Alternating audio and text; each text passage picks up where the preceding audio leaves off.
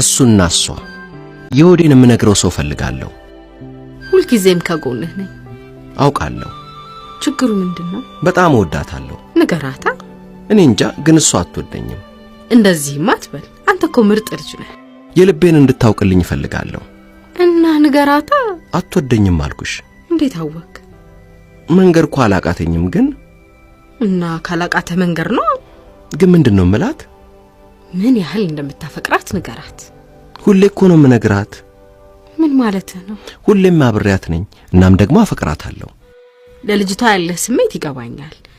እኔም ተመሳሳይ ችግር አለብኝ።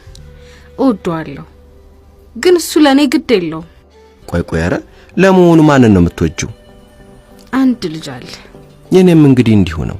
እኔም እወዳታለሁ እሷ ግን አትወደኝም። ትወድሃለች። አዎ ትወድሃለች።